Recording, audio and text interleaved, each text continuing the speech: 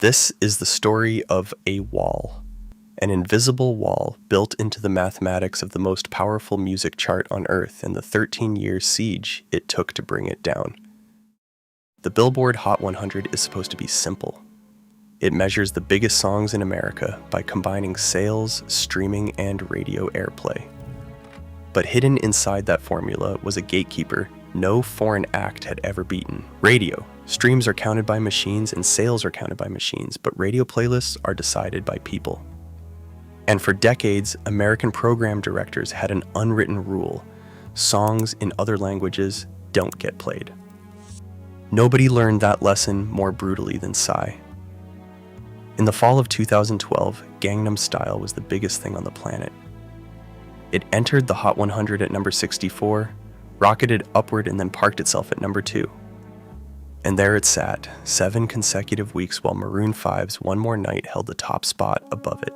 Here's the part that should have been impossible. Psy was winning the sales battle and the streaming battle, and his video was about to become the first in YouTube history to hit 1 billion views. In the closest week of the race, the gap between the two songs came down to fewer than 500 chart points. So what kept him out? Radio. Maroon 5 was pulling in over 125 million radio audience impressions a week, more than double Psy's audience. The most viral song the world had ever seen could not buy, stream, or meme its way past a wall of silent radio towers. That was the message the industry sent in 2012. You can conquer YouTube. You can conquer the world. But the Hot 100 runs through American radio, and American radio does not play Korean acts. And Psy wasn't even the first to test the wall. The full K-pop Billboard history starts 3 years earlier. In 2009, Boe, one of the best-selling artists in Asia, released an all-English album with top-shelf American producers. It debuted at number 127 on the Billboard 200 and vanished a week later. That same year, the Wonder Girls physically moved the battlefield, opening 45 dates for the Jonas Brothers, and in October, their song Nobody entered the Hot 100 at number 76. It lasted 1 week, but it was the first K-pop song in history to touch that chart. Girls' Generation followed with the first K-pop performance on American network television. CL scraped in at number 94 in 2016. Look at that scoreboard after 7 years of trying. A number 76, a number 94, a number 2 that radio refused to let become a number 1. By 2016, the conventional wisdom in the American industry had hardened into law. K-pop was a niche, a curiosity, a YouTube phenomenon that would never translate to the charts that mattered. Nobody was paying attention to what was building around a 7-member group from a tiny, nearly bankrupt label called Big Hit. BTS did not attack the wall the way anyone before them had. They didn't relocate to America. They didn't record an all-English debut album. They didn't wait for radio's permission. They brought something no Korean act had ever aimed at the Billboard charts: a fully mobilized, globally coordinated fandom. The first crack appeared in May 2017 when BTS won Top Social Artist at the Billboard Music Awards, ending Justin Bieber's 6-year streak in the fan-voted category. The industry treated it as a novelty. It was a warning. An army that could outvote Bieber's fan base could be pointed at anything. 5 months later, it was pointed at the Hot 100. DNA, sung almost entirely in Korean, climbed to number 67, the highest position any K-pop group had ever reached, and BTS became the first K-pop group to perform at a major American award show. Then, 2018 turned the crack into a fracture. Love Yourself, Tear debuted at number 1 on the Billboard 200, the first K-pop album ever to top the American album chart. Days later, Fake Love debuted at number 10 on the Hot 100, top 10, in Korean. Boy With Love hit number 8 in 2019.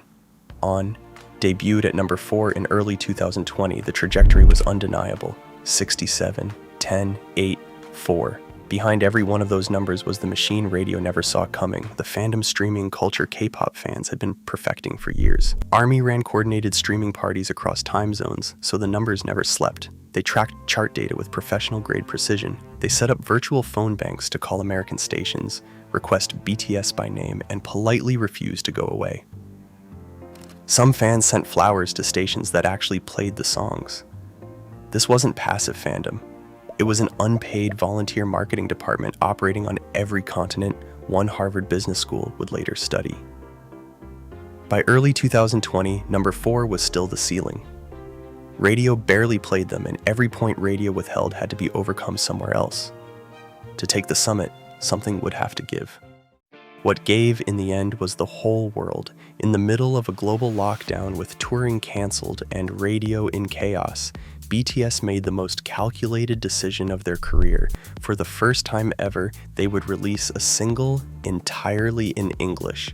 Dynamite was bright, retro, radio-friendly disco pop, a song American program directors could not hide behind the language excuse to ignore.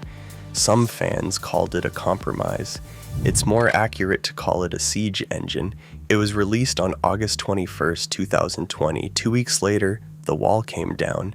Dynamite debuted at number 1 on the Billboard Hot 100, the first song by an all-South Korean act ever to top the chart, and the first by any Asian act since 1963. 57 years of silence broken in a single chart week.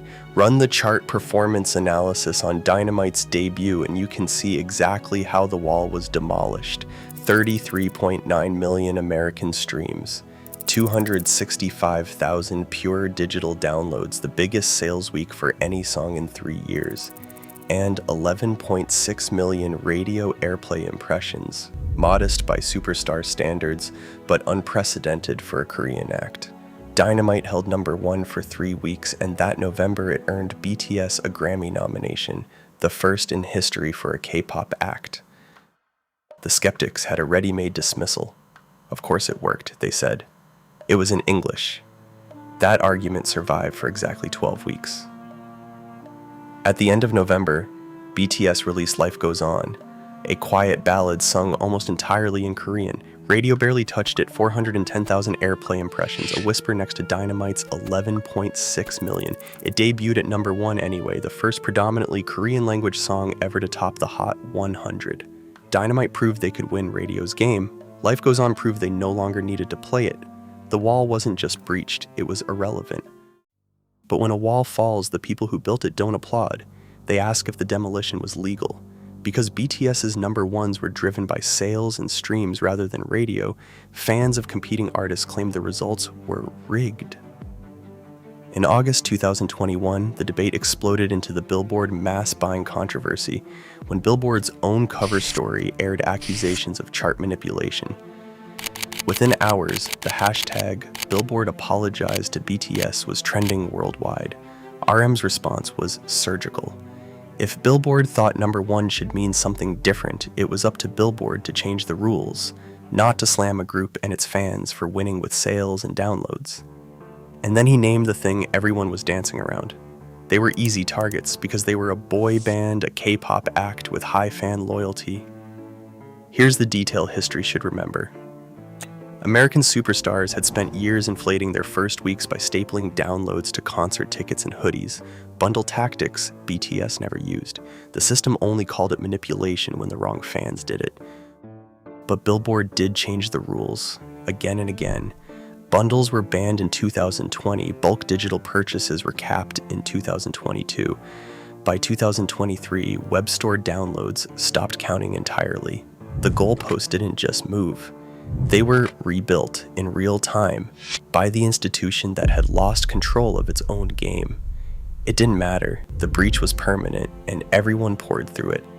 BLACKPINK became the first female K-pop act to top the Billboard 200. Stray Kids ran off 8 straight number 1 albums. NewJeans took their turn at the summit. Jimin and Jungkook each debuted solo songs at number 1. Economists calculated the BTS affected billions of dollars a year for South Korea's economy, and the Recording Academy announced a brand new Grammy category for Asian pop.